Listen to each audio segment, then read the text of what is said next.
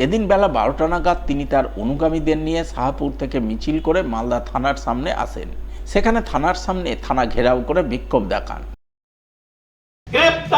গ্রেফতারি দেওয়ার জন্য, অর্থাৎ আমাকে গ্রেফতার করুন, তার জন্য আমি থানার সামনে উপস্থিত হয়েছি।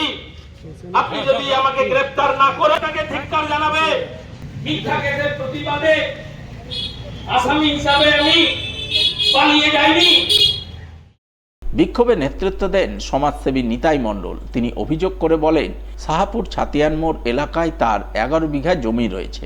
গত 19 তারিখ তিনি তার জমির আমবাগান থেকে আম ভাঙছিলেন। ওই সময় মালদা থানার আইসির নেতৃত্বে 3 ভ্যান পুলিশ গিয়ে তাকে আম পাড়তে বাধা দেন।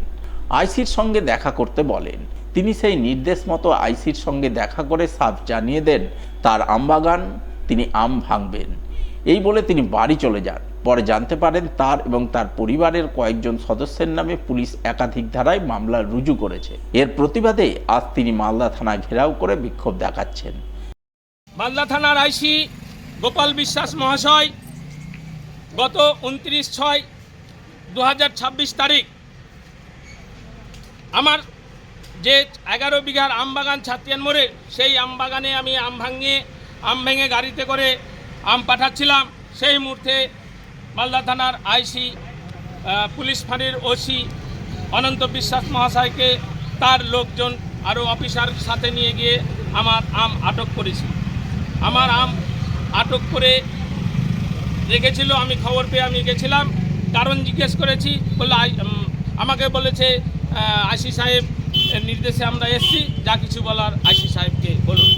মালদা থানায় সাথে এসে আইসি সাহেবের কাছে অভিযোগপত্র সহকারে আমি কারণ জিজ্ঞেস করি। আইসি সাহেব আমাকে বলেন, আপনি উক্ত বাগানে, আপনার 11 বিঘার বাগানে আপনি প্রবেশ করবেন না, আর আপনি আমও ভাঙবেন না। আমি সাথে সাথে আইসি সাহেবকে বলি, আমার আম বাগান, আমার দলিল, আমার রেকর্ড, এবার তা সত্ত্বে আমি কোর্টে মামলা করেছি। সেই কোর্টের অর্ডারে আমাকে বিবাদীদের বিপক্ষে রেস্টেন অর্ডার দিয়েছে আমার পিসফুল পজিশন হোল্ড করার জন্য। তা সত্ত্বেও কোনো কথা না শুনে আমাকে বাগানে যেতে এবং আম ভাঙতে বারণ করছে। আমি আইসি সাহেবকে বলেছিলাম যে আমি আমার বাগানে আম ভাঙবো, আপনার যা ইচ্ছা করার করবেন। এক ব্যবসায়ী দাবি করছে জমিটা আপনার না ওর জমি, এটা কি বলবেন? যখন কেউ দাবি করতেই পারে, তার জন্য কোর্ট বিচারাধীনে আছে। কোর্ট আমাকে উভয় পক্ষের কাগজপত্র দেখে আমাকে পজেশন দিয়েছে এবং উভয় পক্ষকে নেচার অ্যান্ড ক্যারেক্টার পরিবর্তন না করার নির্দেশ মেনে চলার কথা। তবে যে আমবাগান নিয়ে এই ঘটনা, নিতাই মণ্ডল যার মালিক বলে নিজেকে দাবি করছেন, সেই আমবাগানের মালিক হিসাবে আরও একজন দাবি করেছেন। তার নাম পিন্টু সাহা। তার দাবি ওই বাগান তাদের, কিন্তু নিতাই মণ্ডল বেআইনিভাবে সেই বাগান তার এবং তার পরিবারের সদস্যদের নামে রেকর্ড করে নিয়েছেন। এ নিয়ে আদালতে মামলাও চলছে। হঠাৎ করে আমরা 2004 থেকে 2016 পর্যন্ত 15 পর্যন্ত আমাদের পাট করে জায়গা কিনা হয়েছিল।